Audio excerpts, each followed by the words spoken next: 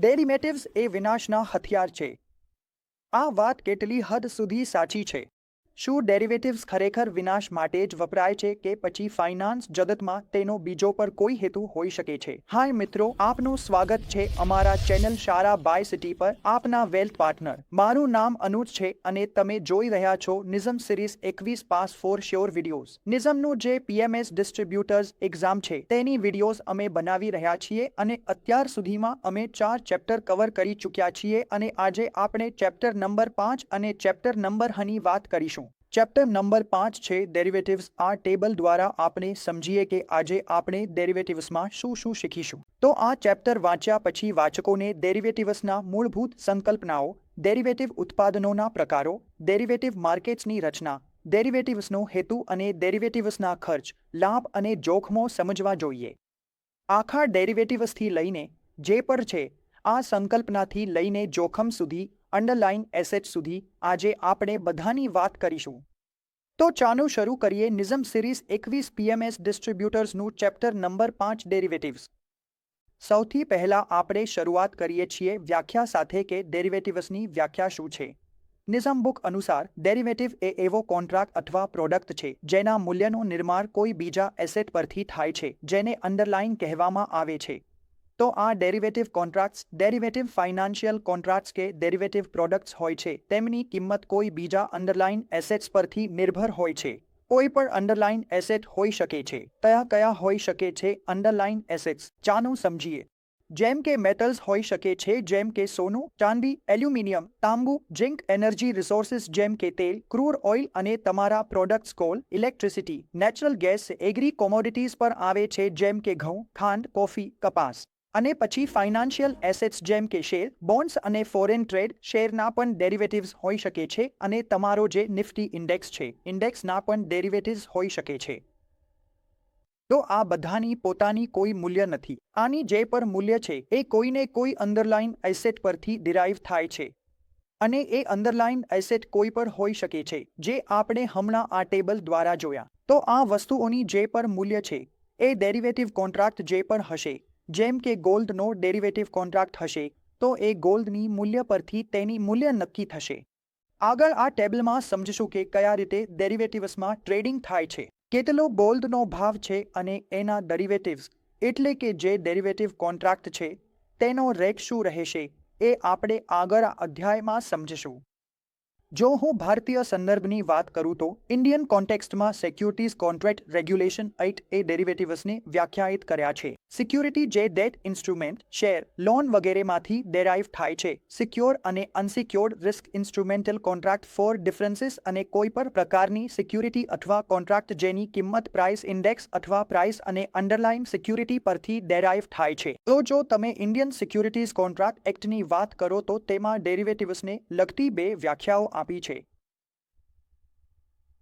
હવે આપણે ડેરિવેટિવ કોન્ટ્રાક્ટના પ્રકારોની વાત કરીએ કે કયા પ્રકારના ડેરિવેટિવ્સ હોઈ શકે છે. સૌથી પહેલા જે 4 સામાન્ય રીતે વપરાતા ડેરિવેટિવ પ્રોડક્ટ્સ છે એ છે ફોરવર્ડ્સ, ફ્યુચર્સ, ઓપ્શન અને સ્વેપ્સ. ફોરવર્ડ્સ, ફ્યુચર્સ, ઓપ્શન અને સ્વેપ્સ. આપણે દરેક વિશે વાંચીશું. સૌથી પહેલા આવે છે તમારા ફોરવર્ડ કોન્ટ્રાક્ટ. જુઓ ફોરવર્ડ્સ શું છે. ડેરિવેટિવ્સનો સૌથી પહેલો ભાગ આવે છે ફોરવર્ડ્સ. ચાલો સમજીએ કે ફોરવર્ડ્સ શું છે. ફોરવર્ડ કોન્ટ્રાક્ટ એ એગ્રીમેન્ટ છે જે બે પક્ષો વચ્ચે સીધો થાય છે જેમાં ભવિષ્યની નિર્ધારિત તારીખે કોઈ એસેટ ખરીદવા અથવા વેચવા માટે સંમતિ આપવામાં આવે છે. ફોરવર્ડ કોન્ટ્રાક્ટમાં એક એગ્રીમેન્ટ બને છે બે પક્ષો વચ્ચે અથવા બે પક્ષો દ્વારા જેમાં કોઈ પણ એસેટને ભવિષ્યની નિર્ધારિત તારીખે ખરીદવા કે વેચવા માટે એગ્રીમેન્ટ થાય છે. જ્યારે પણ કોઈ પણ બે પક્ષો આજે જ નક્કી કરી લે છે કે ભવિષ્યની કોઈ તારીખે તેમને ટ્રાન્ઝેક્શન કરવી છે તો એ કોન્ટ્રાક્ટને ફોરવર્ડ કોન્ટ્રાક્ટ કહેવામાં આવે છે. તેના તમામ શરતો પણ આજે જ નક્કી થઈ જાય છે. તો ફોરવર્ડ્સ શું છે? આ મોટાભાગે કોમોડિટીઝમાં, વિદેશી વિનિમયમાં, ઇક્વિટી અને વ્યાજ દરના બજારમાં વપરાય છે. ચાલો જોઈએ કે ફોરવર્ડ કોન્ટ્રાક્ટના કેટલાક ફીચર્સ શું છે. ફોરવર્ડ કોન્ટ્રાક્ટના મુખ્ય લક્ષણો એ છે કે આ બે પક્ષો વચ્ચેનો કરાર છે. જેમ કે મેં તમને કહ્યું હતું કે આ બે પક્ષો વચ્ચેનો કરાર છે. કોન્ટ્રાક્ટની બધી જ શરતો જેમ કે ભાવ, જથ્થો, અંડરલાઇન એસેટ્સની ગુણવત્તા, ડિલિવરીની શરતો, સેટલમેન્ટ પ્રક્રિયા અને કરારમાં પ્રવેશવાની નિશ્ચિત તારીખ આ બધું નક્કી કરવામાં આવે છે. તો ભવિષ્યમાં જે પણ વસ્તુમાં ટ્રાન્ઝેક્શન થવાનું છે તેનો ભાવ, જથ્થો, ગુણવત્તા આ બધું આજે જ નક્કી થઈ જશે. તો કહેવાનો અર્થ એ છે કે ભવિષ્યમાં ટ્રાન્ઝેક્શન કરવા માટે જે પણ બે પાર્ટીઓ તારીખથી લઈને ભાવ સુધી અને તમારી બધી જ શરતો, સેટલમેન્ટ પ્રક્રિયા આ બધું આજે જ નક્કી થઈ જશે. હવે જોવામાં આવે છે કે forward contracts A over the counter contracts હોય છે. આ ઓટીસી ટ્રાન્ઝેક્શન્સ હોય છે જેમાં કોન્ટ્રાક્ટની તમારી જે પણ શરતો છે, ભાવ, માત્રા, ગુણવત્તા, સમય આ બધું બે પાર્ટીઓ વચ્ચે નક્કી થાય છે અને તેમાં ફેરફાર પણ શક્ય છે. જો બંને પાર્ટીઓ સંમત થવા માંગે અથવા બંને પાર્ટીઓ સંમત થઈ જાય તો મોટા કોર્પોરેશન કે કેટલાક ટ્રેડર્સ ઓટીસી ટ્રાન્ઝેક્શન્સનો ઉપયોગ કરે છે. પણ આજકાલ ઓવર ધ કાઉન્ટર ટ્રાન્ઝેક્શન્સ વધારે ઉપયોગમાં આવતા નથી. આ ફોરવર્ડ કોન્ટ્રાક્ટ્સ પહેલાં થતા હતા. હવે બહુ ઓછા હવે માર્કેટમાં જોવા મળે છે. આમાં કેટલીક મુખ્ય મર્યાદાઓ છે. ચાલો સમજીએ કે ફોરવર્ડ કોન્ટ્રાક્ટની મર્યાદાઓ શું હોઈ શકે છે. જુઓ, સૌથી પહેલું છે લિક્વિડિટી રિસ્ક. ફોરવર્ડ કોન્ટ્રાક્ટને એવું માનવામાં આવે છે કે આ ટેલરમેડ કોન્ટ્રાક્ટ્સ હોય છે, એટલે કે કોન્ટ્રાક્ટની જે શરતો છે તે પાર્ટીઓની ખાસ જરૂરિયાતો અનુસાર હોય છે. પાર્ટીઓ પોતાનું ટર્મ શીટ બનાવે છે અને કોન્ટ્રાક્ટની શરતો પર તેમની ખાસ જરૂરિયાતોને ધ્યાનમાં રાખીને જ તૈયાર કરવામાં આવે છે. બીજા માર્કેટ એટલે કે અન્ય માર્કેટના ભાગીદારો કદાચ એ કોન્ટ્રાક્ટમાં રસ ધરાવતા ન હોય.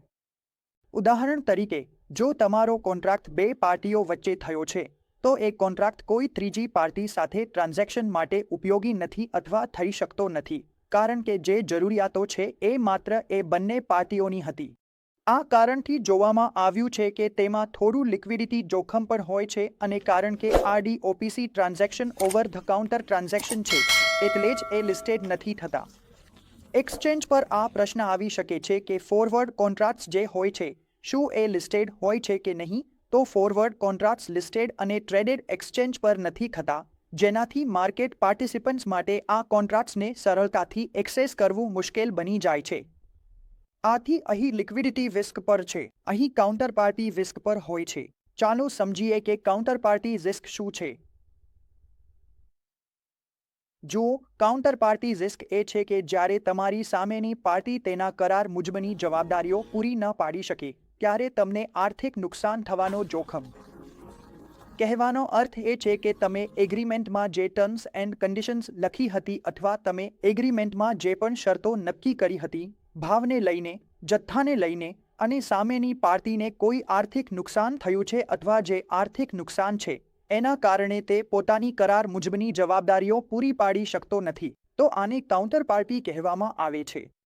આ કાઉન્ટરપાર્ટી રિસ્કને ડિફોલ્ટ રિસ્ક અને ક્રેડિટ રિસ્ક પણ કહેવામાં આવે છે. જેમ કે મેં ડેટમાં સમજાવ્યું હતું કે બોરોઅર્સની વ્યાજ અને મુખ્ય રકમ ચૂકવવામાં અસમર્થતા એ જ ક્રેડિટ રિસ્ક કહેવાય છે. અહીં પણ એ જ રીતે માનવામાં આવશે. આ એ રિસ્ક છે કે કાઉન્ટરપાર્ટી તેના કરાર મુજબની જવાબદારીઓ પૂરી ન પાડી શકે તો આર્થિક નુકસાન થાય છે. તો આ બે હતા ફોરવર્ડ કોન્ટ્રાક્ટના મુખ્ય મર્યાદાઓ. હવે ચાલો સમજીએ કે ફ્યુચર કોન્ટ્રાક્ટ શું છે. ત્યારે આપણે તેને ફ્યુચર કોન્ટ્રાક્ટ કહીએ છીએ. ડેરિવેટિવ્સનો બીજો પ્રકાર છે ફ્યુચર્સ. ચાલો વાત કરીએ ફ્યુચર્સની. એ શું હોય છે. જુઓ, ફ્યુચર માર્કેટ એ માટે બનાવવામાં આવી છે કે ફોરવર્ડ કોન્ટ્રાક્ટની જે મર્યાદાઓ છે તેને દૂર કરી શકાય. તો કહેવાનો અર્થ એ છે કે ફોરવર્ડ કોન્ટ્રાક્ટ બે પાર્ટીઓ વચ્ચે થઈ રહ્યા હતા. ત્યાં કાઉન્ટરપાર્ટી રિસ્ક હતો. એવું બની શકે છે કે એક પાર્ટી ડિફોલ્ટ કરી જાય અને લિક્વિડિટી રિસ્ક પણ હતો કારણ કે એ એક્સચેન્જ પર ટ્રેડ પણ થતા નહોતા.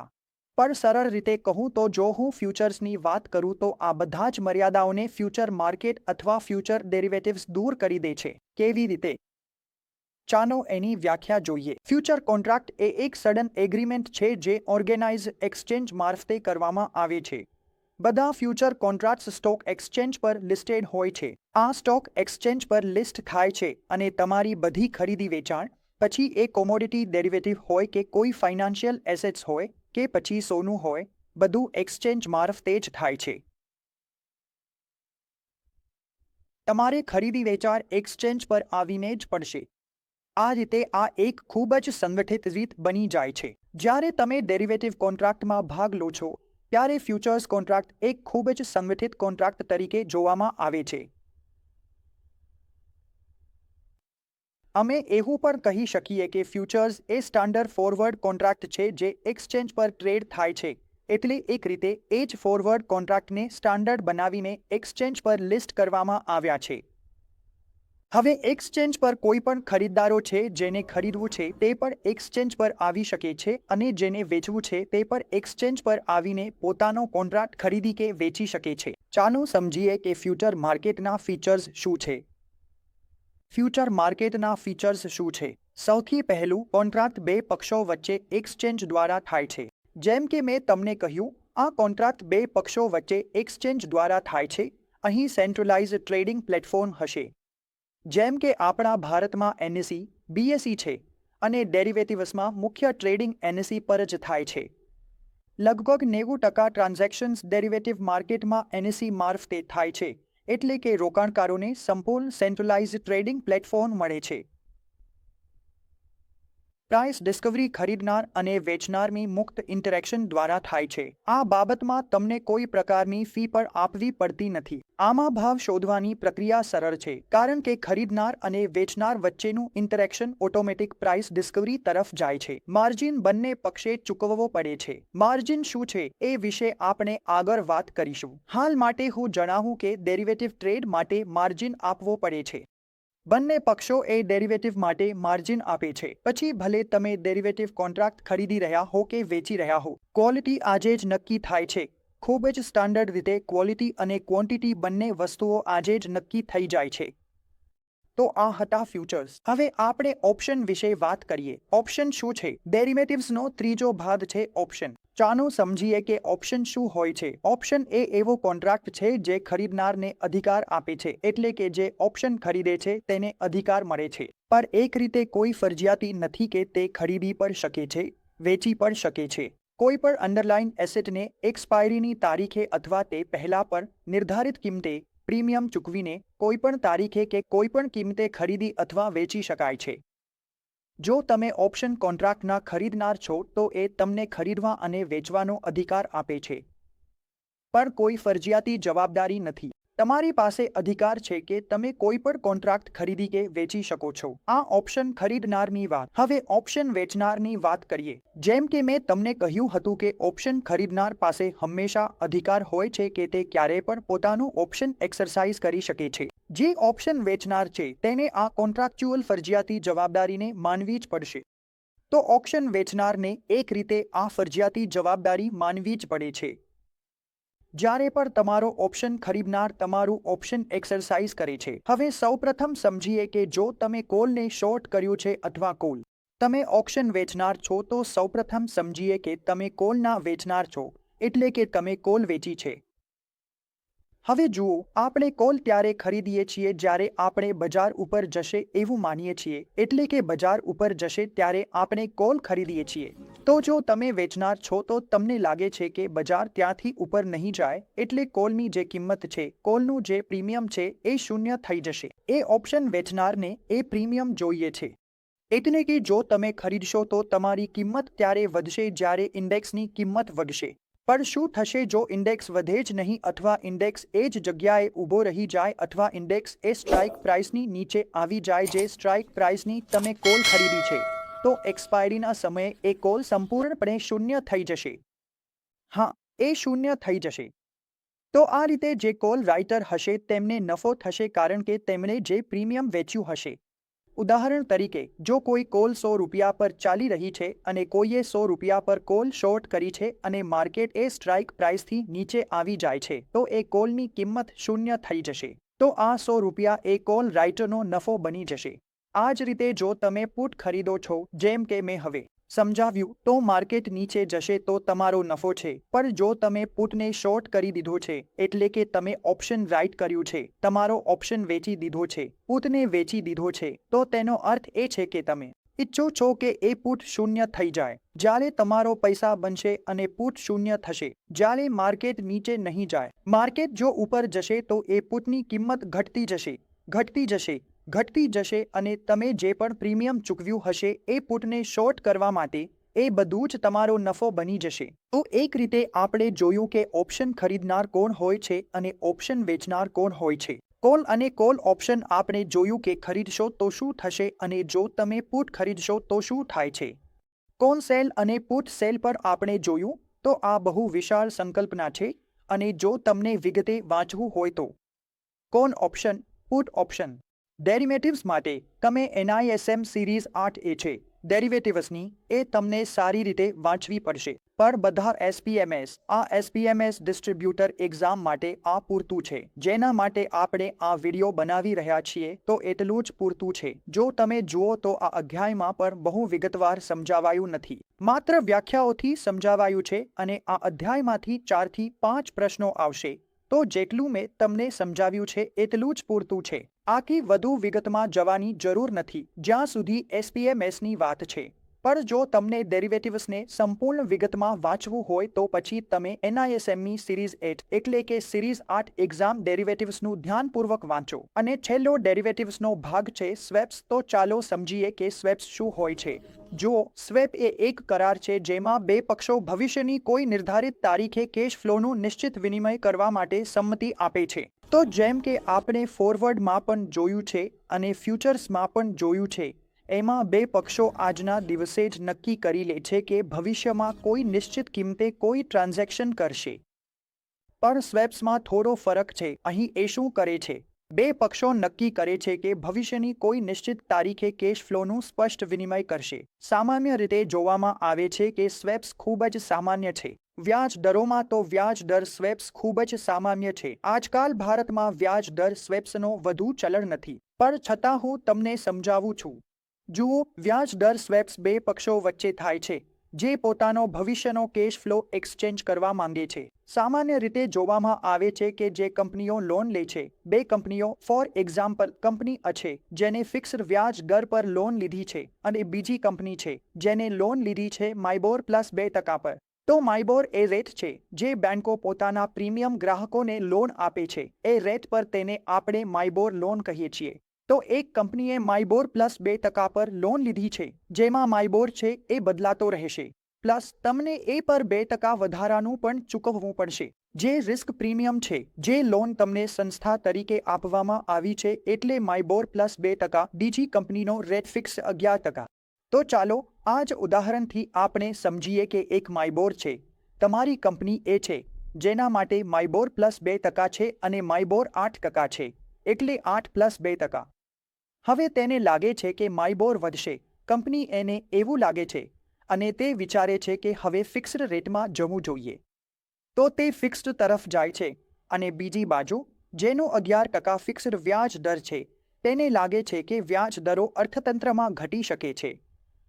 શક્ય છે કે માઇબોર ઘટી જાય તો આપણે માઇબોર પ્લસ 2% વાળો લોન લઈ લેવું જોઈએ. તો જો આ બે પાર્ટીઓ આ એક્સચેન્જ માટે તૈયાર થઈ જાય છે તો તેને આપણે ઇન્ટરેસ્ટ રેટ સ્વેપ્સ કહીએ છીએ. અહીં પાર્ટીઓ માટે વ્યાજ દરના પરિસ્થિતિને સમજવું ખૂબ જ જરૂરી છે. એકને લાગે છે કે વ્યાજ દરો ઉપર જઈ શકે છે અને બીજાને લાગે છે કે વ્યાજ દરો નીચે જઈ શકે છે. ત્યારે જ આ શક્ય બને છે. તો આ જ રીતે ઇન્ટરેસ્ટ રેટ સ્વેપ્સ કામ કરે છે. જુઓ વ્યાખ્યા. મેં તમને ઉદાહરણ દ્વારા પણ સમજાવ્યું છે. SPMS માટે આ પૂરતું જ છે. હવે ડેરિવેટિવ્સ માર્કેટની રચના સમજીએ. ડેરિવેટિવ માર્કેટમાં અલગ અલગ ખેલાડીઓ હોઈ શકે છે જે પોતાનો જોખમ મેનેજ કરવા આવે છે. તો ડેરિવેટિવ માર્કેટ તમારો જોખમ હેજ કરવા, જોખમ મેનેજ કરવા માટે બનાવવામાં આવી હતી. ભારતમાં વિવિધ સ્ટોક એક્સચેન્જ પર નીચેના ડેરિવેટિવ પ્રોડક્ટ્સ ઉપલબ્ધ છે. ઇક્વિટી.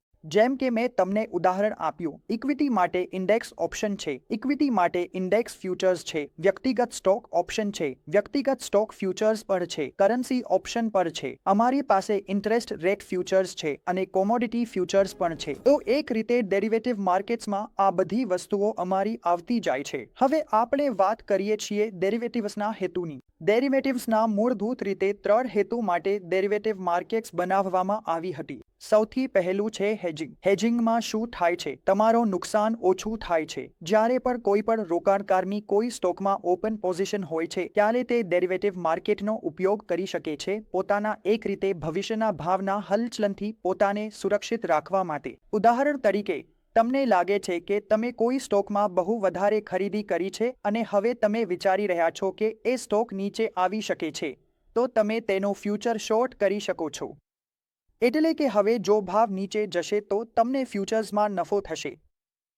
આ રીતે તમારી પોઝિશન હેજ થઈ જશે, જેમ કે કોવિડ સમયગાળામાં જોવા મળ્યું હતું. સામાન્ય રીતે ફંડ મેનેજરો, ખાસ કરીને પીએમએસ ફંડ મેનેજરો, ડેરિવેટિવ્સનો ઉપયોગ હેજિંગ માટે તેમના પોર્ટફોલિયોમાં કરે છે. એટલે કે તેઓ તમારા પોર્ટફોલિયોને હેજ કરે છે. તેઓ ફ્યુચર્સ અથવા પુટ્સ ખરીદી લે છે જ્યારે માર્કેટ લાગે છે કે વધારે સુધારો આવી શકે.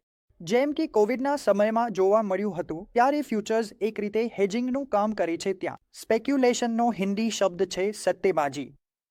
સટ્ટેબાજીમાં એવું છે કે તમારો મુખ્ય રકમ ગુમાવવાનો ચાન્સ બહુ જ વધારે છે. તમારી મુખ્ય રકમ સંપૂર્ણપણે જોખમમાં છે. એટલે કે જો તમે 1 લાખ રૂપિયા મૂકો તો શક્ય છે કે પૈસા ડબલ પર થઈ જાય, પણ એ જ પૈસા શૂન્ય પર થઈ શકે છે. તો ડેરિવેટિવ માર્કેટમાં જે ઓપ્શન છે ત્યાં આ હદ સુધી તમારો ટ્રેડ થાય છે અને આ હદ સુધી તમારો નુકસાન અને નફો બને છે. તો જો તમને સ્પેક્યુલેશન કરવું હોય, જે બિલકુલ પણ સલાહભર્યું નથી, આ માટે જ મેં કહ્યું કે ડેરિવેટિવ્સ એ સ્પેક્યુલેશન માટે માસ ડિસ્ટ્રક્શનના હથિયાર છે. જો તમે સ્પેક્યુલેટ કરો તો તમારા પૈસા શૂન્ય થવાની શક્યતા ખૂબ જ વધારે છે. ડેરિવેટિવ્સનો ત્રીજો હેતુ છે આર્બિટ્રેજ. તો આર્બિટ્રેજ શું છે તે છે.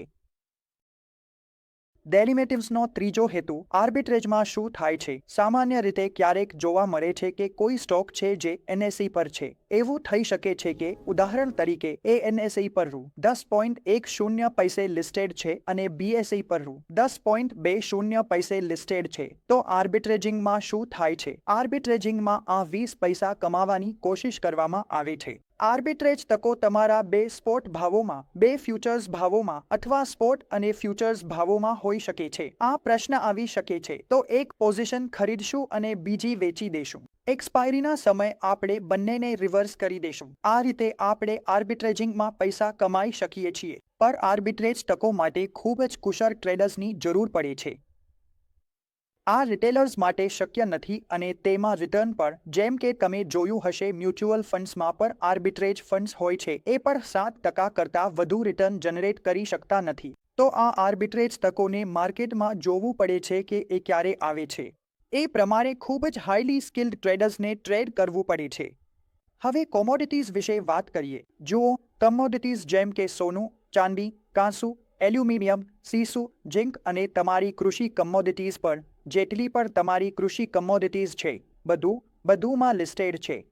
ભારતમાં શું છે? મલ્ટી કમોડિટી એક્સચેન્જ અને national commodities exchange and derivatives limited. આ 2 એક્સચેન્જ છે જ્યાં કમોડિટીઝ લિસ્ટ થાય છે. કમોડિટીઝમાં શું આવે છે એ હું સમજાવું છું. કમોડિટીઝમાં પહેલા બુલિયન આવે છે. બુલિયનમાં તમારું સોનું અને ચાંદી આવે છે. સોનું અને ચાંદી ફ્યુચર્સ માર્કેટમાં છે. આખું માર્કેટ માર્જિન ટ્રેડિંગ આધારિત છે અને એક રીતે કહું તો આ જોખમી માર્કેટ છે. પછી આવે છે બેઝ મેટલ્સ. બેઝ મેટલ્સમાં તમારું ઝિંક, કોપર, સીસુ અને એલ્યુમિનિયમ આવે છે. ઓપન ટ્રેડિંગ થાય છે અને એ પણ બહુ જ વધારે જોખમી છે. પછી આવે છે ક્રૂડ ઓઇલ. ક્રૂડ ઓઇલ અને નેચરલ ગેસ બંનેમાં ટ્રેડિંગ થાય છે. પછી તમારી કેટલીક કૃષિ કોમોડિટીઝ જે પર લિસ્ટેડ છે એ આવે છે. એગ્રી કોમોડિટીઝમાં ચાલો એક ટેબલ દ્વારા જોઈએ કે કૃષિ ક્ષેત્રમાં કયા આવે છે. બાર્લી, ચણા, મકાઈ, ઘઉં, ગવાર બીજ, ગવાર ગમ, તમારો મરી, એલચી, ધાણા, જીરું, હળદર, ખાંડ, તાંબુ, રબર, કપાસ બીજ તેલ, સોયાબીન તેલ, મેન્ટોલ તેલ, રિફાઇનરી તેલ. એક રીતે આ બધા કોન્ટ્રાક્ટ્સ ડેરિવેટિવ તરીકે લિસ્ટ થયેલા છે. એટલે કે આ માત્ર અને માત્ર હેજિંગ માટે જ વપરાય છે. આમાં ટ્રેડિંગ અને એક રીતે સ્પેક્યુલેશન અને ટ્રેડિંગ સલાહભર્યું નથી. મોટા ટ્રેડર્સ પણ આ કોન્ટ્રાક્ટ્સને હેજિંગ માટે જ વાપરે છે. પણ આમાં ટ્રેડિંગ કરવી બિલકુલ સલાહભર્યું નથી, કારણ કે આ બધા લિવરેજ કોન્ટ્રાક્ટ્સ છે અને બધા જ કોન્ટ્રાક્ટ્સ માર્જિન પર હોય છે. તો કમોડિટીઝમાં ઘણી બધી પ્રકારના કોન્ટ્રાક્ટ્સ હોઈ શકે છે. આગળનો વિષય છે કરન્સી ડેરિવેટિવ્સ. કરન્સી માટે પણ ડેરિવેટિવ્સ હોઈ શકે છે એક પેયર માટે. ચાલો સમજીએ કયા કરન્સી ડેરિવેટિવ્સ આપણા પાસે ઉપલબ્ધ છે. જુઓ, કરન્સી ડેરિવેટિવ્સ હાલમાં 4 કરન્સી પેયર્સ પર ઉપલબ્ધ છે. સૌથી પહેલા છે યુએસડી, પછી છે યુરો, ગ્રેટ બ્રિટન પાઉન્ડ અને જાપાનીઝ યેન. તો ક્રોસ કરન્સી ફ્યુચર્સ અને ઓપ્શન કોન્ટ્રાક્ટ્સ છે. યુરો યુએસવી, જીબીપી યુએસવી, GBP/JPY પર હવે ભારતમાં કરન્સી ટ્રેડિંગ માટે ઉપલબ્ધ છે. આગળ છે માર્જિનિંગ પ્રક્રિયા. જુઓ, ડેરિવેટિવ માર્કેટમાં ટ્રેડ કરવા માટે તમારે માર્જિન આપવું પડે છે. તમારે આખા કોન્ટ્રાક્ટની કિંમત આપવાની જરૂર નથી પડતી. ડેરિવેટિવ્સમાં માત્ર એક માર્જિન જરૂરી હોય છે અને એ તમારા એક્સચેન્જ પર આધાર રાખે છે કે કોઈ ખાસ સિક્યોરિટીમાં ડેરિવેટિવ્સ માટે કેટલો માર્જિન લેવો જોઈએ. ઉદાહરણ તરીકે આપણે SBIની વાત કરીએ. SBIનો આજનો ભાવ કદાચ ₹100 છે અને તમને 1000 શેર ખરીદવા માટે 6 લાખ રૂપિયા મૂકવા પડે. પણ જો તમે ડેરિવેટિવ કોન્ટ્રાક્ટ લો છો તો આ 6 લાખની કિંમતમાંથી શક્ય છે કે કુલ કોન્ટ્રાક્ટ મૂલ્યના 10 થી 12% જેટલો જ ભાગ આપવો પડે. તો એક રીતે 10 થી 15% પર આ બધા ડેરિવેટિવ કોન્ટ્રાક્ટ્સ ઉપલબ્ધ હોય છે. આને માર્જિન ટ્રેડિંગ કહેવામાં આવે છે, એટલે કે તમે માર્જિન આપીને તેમાં ટ્રેડિંગ કરી શકો છો. પણ જો તમે કોન્ટ્રાક્ટને માર્જિન આપીને ખરીદી લીધો છે અને તેમાં તમને નુકસાન થઈ રહ્યું છે, તો દરરોજ તમારું જે આવશે એ તમને તમારા બ્રોકરને આપવું પડશે. એટલે કે તમારો જે 15% માર્જિન છે એ કોઈ પણ દિવસે સંપૂર્ણ હોવો જોઈએ. તેમાં કોઈ ઘટાડો આવી શકે નહીં. જો તેમાં તમને ઘટાડો આવે છે અથવા તમારી સિક્યોરિટીમાં 30 થી 40% સુધીનું પોર્ટફોલિયો નુકસાન થાય છે, તો તમારા બ્રોકરનું જે રિસ્ક મેનેજમેન્ટ સેલ હોય છે તે તમને કોલ કરશે અને તમારી પોઝિશન સ્ક્વેર ઓફ પણ કરી શકે છે. તો જે માર્જિન છે તે ખાસ કરીને કોઈ પણ દિવસે હોવો જ જોઈએ. આને જ માર્જિનિંગ પ્રોસેસ કહેવામાં આવે છે કે કોઈ પણ ડેરિવેટિવ્સમાં ઉપયોગ કરવા માટે તમને માત્ર એક માર્જિન આપવો પડે છે, જે 10 થી 15% અથવા 20% પર હોઈ શકે છે અને એક્સ્ટ્રીમ કેસમાં એ 50% સુધી પર જઈ શકે છે. હવે આપણે ઓપન ઇન્ટરેસ્ટ વિશે વાત કરીએ. ઓપન ઇન્ટરેસ્ટ શું હોય છે? ચાલો સમજીએ. જુઓ, ઓપન ઇન્ટરેસ્ટ એ કુલ બાકી રહેલા ડેરિવેટિવ કોન્ટ્રાક્ટ્સ છે જે હજી સુધી સેટલ થયા નથી. એને આપણે ઓપન ઇન્ટરેસ્ટ કહીએ છીએ. એટલે કે જેટલા તમારા કોન્ટ્રાક્ટ્સ હાલમાં ઓપન છે. ઉદાહરણ તરીકે એ બાઇંગમાં પણ હોઈ શકે છે અને સેલિંગમાં પણ હોઈ શકે છે. જો કોન્ટ્રાક્ટમાં ખરીદદારો વધારે છે તો ઓપન ઇન્ટરેસ્ટમાં ખરીદદારોની સંખ્યા વધારે દેખાશે અને જો વેચાણ વધારે થયું છે તો ઓપન ઇન્ટરેસ્ટ વેચાણમાં વધારે હશે. તો એક રીતે ઓપન ઇન્ટરેસ્ટ દ્વારા આપણે સમજી શકીએ છીએ કે કયા સ્થાને પોઝિશન્સ વધારે બની રહી છે. એક રીતે ઓપન ઇન્ટરેસ્ટને જોતા આપણને સૂચક સંકેત મળી જાય છે કે એ ખાસ સિક્યોરિટી ઉપર જઈ શકે છે કે નીચે જઈ શકે છે. તો આ હતું ઓપન ઇન્ટરેસ્ટ વિશે. તો મિત્રો, આ બધું હતું ચેપ્ટર નંબર 5 ડેરિવેટિવ્સમાંથી. હવે આપણે તેના કેટલાક પ્રશ્નો જોઈશું. ચાલો પ્રશ્નો જોઈએ. તો નિફ્ટી 50 ફ્યુચર કોન્ટ્રાક્ટનું અંડરલાઇન શું છે? જેવું કે મેં તમને કહ્યું હતું કે ડેરિવેટિવ્સ તમારી કિંમત કોઈ અંડરલાઇન એસેટ પરથી ડેરિવ કરે છે. હવે અહીં જેમ કે નિફ્ટી 50નું ફ્યુચર છે, તો એ પૂછે છે કે અંડરલાઇન શું હશે? તો નિફ્ટીના ટોપ ટ્રેડેડ સ્ટોક્સ, નિફ્ટીના સ્ટોક્સની એવરેજ કિંમત, નિફ્ટીની કિંમત અને ઉપરોક્ત બધું. તો તેનો જવાબ હશે નિફ્ટી 50 ઇન્ડેક્સની કિંમત. નિફ્ટી 50 ઇન્ડેક્સ પરથી આ નિફ્ટી 50 ફ્યુચર્સની કિંમત ડેરિવ થાય છે. પ્રશ્ન નંબર 2. તો ફ્યુચર્સમાં કાઉન્ટર પાર્ટી રિસ્ક શું છે? આ મુખ્યત્વે કેવી રીતે મિટિગેટ થાય છે? આપણે જોયું કે આ કાઉન્ટર પાર્ટી રિસ્ક હોય છે અને માં પણ હોય છે, પણ માં એક રીતે આ કેવી રીતે મિટિગેટ થાય છે? કોન્ટ્રાક્ટની એક પાર્ટી દ્વારા કોલેટરલાઇઝેશન, ગ્રોસ બેઝિસ પર સેટલમેન્ટ, ક્લિયરિંગ કોર્પોરેશનના ફંક્શન્સ, પોઝિશન્સ અને ટ્રેડિંગ વોલ્યુમ્સ પર મર્યાદાઓ. તો એક રીતે કાઉન્ટર પાર્ટી રિસ્ક તમારું કેવી રીતે મિટિગેટ થાય છે? ક્લિયરિંગ કોર્પોરેશનના ફંક્શન્સ. જે ક્લિયરિંગ કોર્પોરેશન છે તે ખાતરી કરે છે કે તમારું કાઉન્ટર પાર્ટી રિસ્ક મિટિગેટ થઈ જાય. પ્રશ્ન છે નંબર 3. ફ્યુચર્સ કોન્ટ્રાક્ટ માટે daily mark to market margin નક્કી કરવા માટેનો સેટલમેન્ટ પ્રાઇસ કયો છે? જુઓ, છેલ્લા અડધા કલાકની જે ટ્રેડિંગ થાય છે તેનો એવરેજ પ્રાઇસ તમારા M2M માટે કામ આવે છે ફ્યુચર્સ કોન્ટ્રાક્ટમાં. એટલે કે 3:30 વાગ્યે જે પ્રાઇસ છે એથી M2M કેલ્ક્યુલેટ નહીં થાય. તમારું જે M2M કેલ્ક્યુલેટ થશે એ લાસ્ટ 30 મિનિટની ટ્રેડિંગમાં જે એવરેજ નીકળશે તમારી તે ખાસ સિક્યોરિટીમાં, તેના આધારે થશે. તો જવાબ છે છેલ્લા 30 મિનિટની ટ્રેડિંગનો વેઇટેડ એવરેજ પ્રાઇસ. હવે વાત કરીએ પ્રશ્ન નંબર 4ની. આર્બિટ્રાજ તકો સ્પોટ અને ફ્યુચર પ્રાઇસીસ, ફ્યુચર પ્રાઇસીસ અને ફ્યુચર અને ઓપ્શન પ્રાઇસીસ વચ્ચે હોઈ શકે છે. કોઈએ સ્પષ્ટ રીતે સમજાવ્યું હતું કે આર્બિટ્રાજ તકો સ્પોટ અને ફ્યુચર પ્રાઇસીસ, બે ફ્યુચર પ્રાઇસીસ અને ફ્યુચર અને ઓપ્શન પ્રાઇસીસમાં હોઈ શકે છે. તો જવાબ છે ડી, ઉપરોક્ત બધા. તો મિત્રો, આ બધું ચેપ્ટર નંબર 5 ડેરિવેટિવ્સમાંથી હતું. અને હવે આપણે ચેપ્ટર નંબર ની વાત કરીએ છીએ જે મ્યુચ્યુઅલ ફંડ્સ છે. જો તમે જુઓ તો મ્યુચ્યુઅલ ફંડ્સ વિશે અમે પહેલેથી જ અમારી પ્લેલિસ્ટમાં કવર કર્યું છે. તમે ત્યાં જશો તો નિઝમ સિરીઝ 5 છે જેમાં આખી મ્યુચ્યુઅલ ફંડ્સની સિરીઝ છે.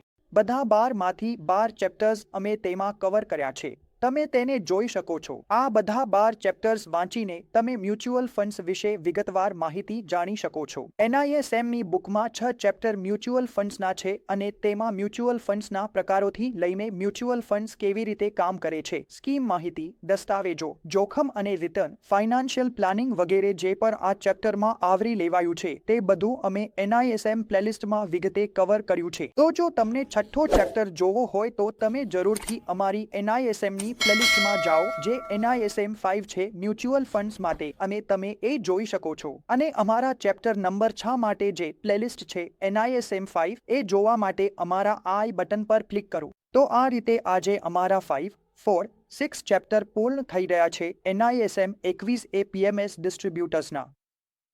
તો મિત્રો ખૂબ ખૂબ આભાર કે તમે આખું વિડીયો જોયું. જો તમને વિડીયો પસંદ આવ્યો હોય તો કૃપા કરીને વિડીયોને લાઈક કરો, શેર કરો અને અમારા ચેનલને સબસ્ક્રાઇબ કરો અને અમારા ચેનલ સાથે જોડાયેલા રહો. આગામી વિડીયોમાં અમે લાવશું ચેપ્ટર નંબર 7. બાય.